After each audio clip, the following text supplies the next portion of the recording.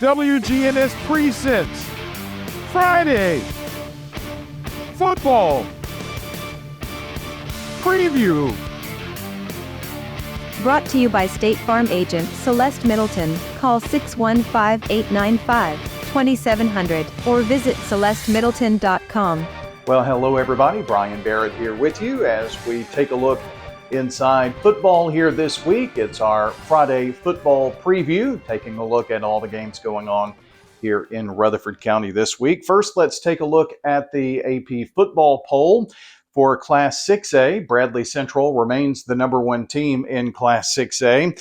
They are a perfect 8-0. They have 7 more points than the number 2 team, Oakland, who has the most number 1 votes at 7 versus 4 for Bradley Central. Brentwood is number 3, Germantown number 4, Mount Juliet coming in at number 5, a possible playoff opponent down the road. Had a tough one with Lebanon, a region team last week, took double overtime to win in that one. Bearden 6th, the Riverdale Warriors, a team that we will see once again on Friday night, in at number 7. That's the same spot they were in last week. The Oakland Patriots playing Ravenwood, the 8th team in the AP poll. Clarksville 9, Houston 10, and just outside of the top 10, the Maryville Rebels, which knocked off Cleveland. That is where the former Blackman coach is now at Cleveland in that job. All right, Class Single A, the number 1 team is South Pittsburgh. I look at Single A just because Eagleville is a Single A team. They are not ranked this year. They have been in many, many years past. And in Division II, Class Single A, the number 1 team, overwhelming number 1 team, is Jackson Christian with 11 first place votes. They are 8-0. The number 2 team is Middle Tennessee Christian. They have received a couple of first place votes. They are 7-1. 1, 2, and 3 haven't changed. Friendship Christian is number 3. 4 and 5 did a little flip-flop. Trinity Christian is 4, and number 5 is First Assembly Christian. So that's a look at the AP poll. How about we take a look at the games that are coming up this week? And I thought we would start with a game that has huge implications in terms of playoffs and very much a possible, well, I think it really is a region championship game as the Smyrna Bulldogs travel to Antioch. They started out 0-4 and now have won 4 in a row. They defeated their biggest rival. Well, I say biggest rival. They've got several. They've beaten Laverne this year, have only lost to Laverne one time in school history. They have never lost to Stewart's Creek. This may have been the best year for that to happen, and they win a 1-point game, 19-18 last Friday night, and now have a chance for a region title. 4 weeks ago, they were 0-4. Now they're 4-4.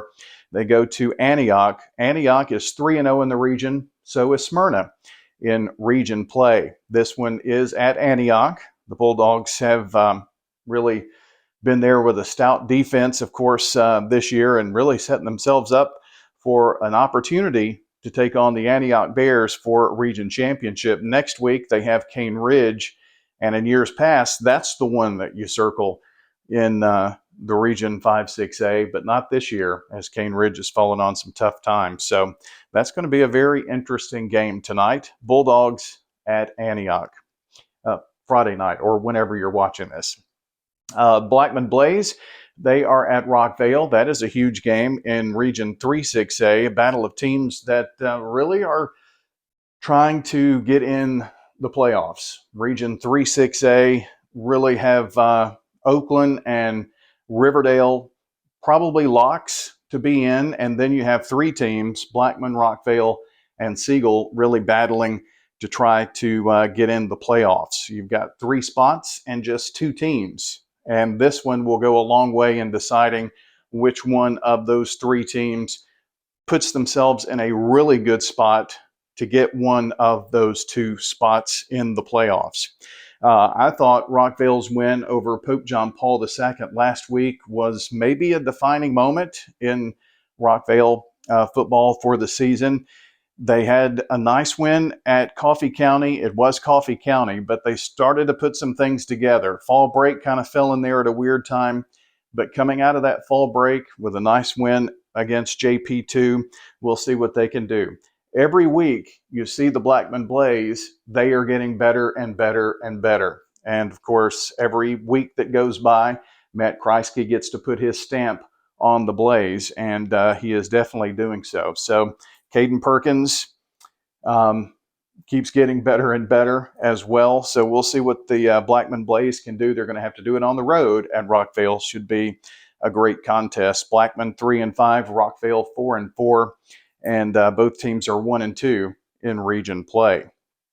Let's take a look at Stewart's Creek. Stewart's Creek last week losing a tough one to fall 1-2 in Region 5-6A, and surprise, surprise, look who else is 1-2 in Region 5-6A, the Laverne Wolverines. Last week, they go to 6-1 Green Hill and beat that team in overtime, improving to 3-5 on the season. And I just think back to their game with Cane Ridge, and it was a 3-0 win for Cane Ridge. They kicked a field goal with like a minute and a half left. And boy, that's one that just is going to kind of eat at you as the season goes along. So after that win last week for the Laverne Wolverines, will they be able to keep that going against Stewart's Creek? We'll have to see. I think this has got the making for a great game. We're going to have to see if Kenny Jordan and Javarian Ote can just keep things going for Stewart's Creek and put last week behind them, because that was last week. They really need a win here in Week 10. I mentioned in the 6A AP poll, Oakland and Ravenwood both ranked. This is a non-region game, but really a good measuring stick at this point in the season for both of these two teams. Number 2, Oakland. Number 8, Ravenwood. Of course, you may remember the Ravenwood head coach, Will Hester. He spent some time at Laverne many years ago. Seems like just yesterday, but it's been quite some time. He's been at Ravenwood a couple of different stints now and has them playing very, very well. Only one loss on the season, and Oakland is Oakland. So we'll see what happens in this game down at Ravenwood. I do know that Ravenwood has a very tough atmosphere, and it's going to be a good test for the Oakland Patriots. An in-state game here tonight, Friday, whenever you're watching this. I've got to get used to this video thing, right? So hopefully we'll see the Oakland Patriots come away with a victory. Saving our broadcast game for last, and one more game to tell you about, and it's the Eagleville Eagles. Eagleville has, they have had some tough opponents this year. A tough game with Wayne County. That one is kind of like the game that Laverne had with Cane Ridge, one that kind of eats at you right now. And Eagleville still has a playoff shot. But if they don't get in the playoffs, that's the one that's going to kind of eat at them during the offseason. Eagleville has been in the playoffs every year since 2016. And, you know, a win against Richland or a loss against Richland is not going to seal their fate, but it could go a long way to help them get there, if that makes sense. So Eagleville is not in one of those situations where they have to have this game, but it certainly would do a lot for their confidence, and being at home is going to help with that. They are a very, very tough team at home. They're 4-4, and it is a 5-1A matchup with Richland. They are 2-2. Eagleville is 1-2. Richland 3-5 overall. Richland had a 26-21 loss to Collinwood last week, so picking them up off a loss will help. Eagleville is going to be without their starting quarterback, however, as he is out for the season. So that is going to be a tough hill to climb for the Eagles. Now to our broadcast game. We will be at Siegel to see the Stars as they take on the Riverdale Warriors. Riverdale is really kind of clicking now. They've got that offensive game going with Braden Graham. You've got a couple of dynamic receivers with Keyshawn and with Brock Montgomery, and they have really got things going. Over 2,000 yards, I think maybe 2,100 yards passing for Braden. So that is going to be a tough passing attack against a Siegel team that unfortunately, in the game right before fall break against Oakland, lost their starting quarterback in Thomas Santel.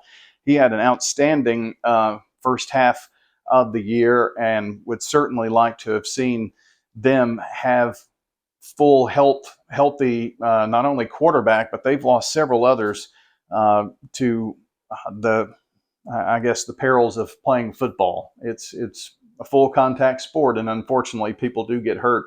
And this has really kind of decimated the Siegel Stars in certain positions. But that gives the opportunity for some to kind of fill some holes, and we'll see what they can do with the state-ranked Riverdale Warriors on Friday night. That'll be our broadcast game here on WGNS. Our pregame coverage begins at 6:30. It's the Primetime Sports Countdown to Kickoff, sponsored by the law offices of John Day. Our kickoff at 7 o'clock from Ken Nolan Stadium and Siegel High School. Looking forward to seeing our friends at Siegel. It'll be Riverdale Siegel right here on WGNS. So hope you will join us. You can hear the game on radio. You can listen to the stream at WGNSsports.com, WGNSradio.com. We'll have the game where you can listen on Twitter, also on YouTube, as well as on our Facebook page. So lots of places to catch the game. Hope you'll listen to myself, John Dinkins, and Rod Edwards as we bring the game to you.